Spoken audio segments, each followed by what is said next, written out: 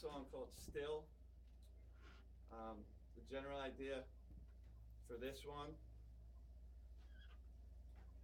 was to make the first part of it quiet, and then the whole song kind of builds and gets louder until it ends. I believe it's in 6/8. I'm sure Jason would correct me if I'm wrong. If you're wrong. So this is Still. It's another 3-minute piece that I wrote.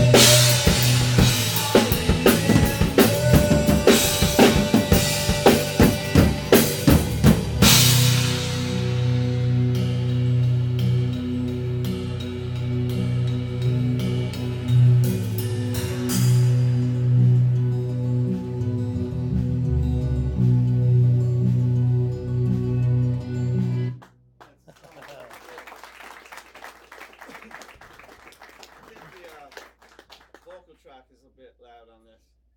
I'm more of a drummer than I'm a singer, that's for sure. But that was just something in 6/8, and it just kind of builds as it goes along. No real crazy changes. Just gonna do like maybe 2 more if that's cool. They're all different kind of styles. It's freezing in here.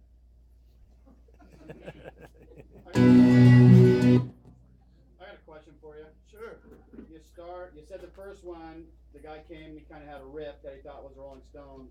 Mm-hmm. Did you take that riff and develop the song? Yeah. The second one, Did you just have a drum part, or did you have a guitar part Second in your one, head? I mean, do you have a guitar part in your head? You I think- can't really, write out I understand, music, but you're hearing it. so in I your hear head. the melody in my head, and I know how I want it to go. And the melody and lyrics just kind of come. Sometimes I'll just have a lyric idea, Yeah. and I'll build around that. It might just be the chorus, like the "Still I Remember" part. I felt was hooky. So you're building the drum part and then letting everything else come in. The drum part is actually kind of last, actually. Is it? I know how the time is going to be set, but I get the melodies in my head and the lyrics together, and then I go to my friend Dave Rockout, who's the guy who produced the record. He's incredibly talented. He did everything, and I literally just go to him, have him get a guitar or a keyboard out, and I hum him the riff until he figures out, what I hear in my head. I can noodle around a bit and get chords and stuff, but he really puts all the finishing touches on it. All right, now when you're working with somebody else, say in more of a band setting, that's like, this is mostly geared at them, and the guitar comes in with a riff or an idea for a song, how do you go about putting your parts together for that? Is it something you just kind of feel it as you go? Or? I mean, when you're younger, you kind of, you want to take this guitar part and add as many drum fills to it as you can and as many accents. But then I reach the point where whoever comes in with the riff, I ask them what they hear in their head. How do they hear the drums? Okay. There are a lot of guitar players or keyboards who come in and will tell you exactly what they want you to play, Yeah. But it really depends on, I think, experience, and how long you've been doing it and stuff. But the one thing I learned over the many years I've been doing it is the most important thing isn't how great of a drum part you can come up with, or how fast you can play the riff. It's playing for the song. Like, what does the song need? And you don't want to give it any more or less than that. You know what I mean? Yeah. And it kind of, takes playing for a long time with guys to realize that. 'Cause I remember I used to play with a woman named Jeannie French, and we drive back from gigs. I was 20, 21, and she tried to explain to me, I don't want Neil Peart as a drummer. She used to say, even if he wanted to be my drummer, I wouldn't want him. They used to take drums away from my kid and stuff. So it took me a while to realize what she was talking about. But for this, it was strange. The cool thing about this record is I played with so many different bands and genres. Like I play metal and blues, I dabble in jazz when I can, dance bands and pop rock. That for whatever song I was recording, like the last one, the Still, I knew exactly who I wanted to play guitar on it, who I wanted to play bass, because they had the style that fit the song. Renee's here; she's my good friend. She did a lot of backup vocals. She was a backup singer on the first song I played, where I did the call and response. And that I heard immediately in my head. I knew I wanted a female singer, and she was gracious enough. Played on like 4 songs, right? Knocked it out in like 2 hours. I was a pro. I wasn't paying anyone either, so I had to call out favors from like 20 years. So I'm gonna attempt this. This is a jazz song. Like this song here, I had in my head for 10 years. I just knew it's just kind of a bed for people to solo over. So I knew who I wanted to play guitar. Albie Van Schaff plays guitar, and an amazing bass player named Tim Keenan is the only guy that plays on every song on the record. But this is literally just me, Al, and Tim. So I'm gonna give this a shot if I remember it. Kind of low too.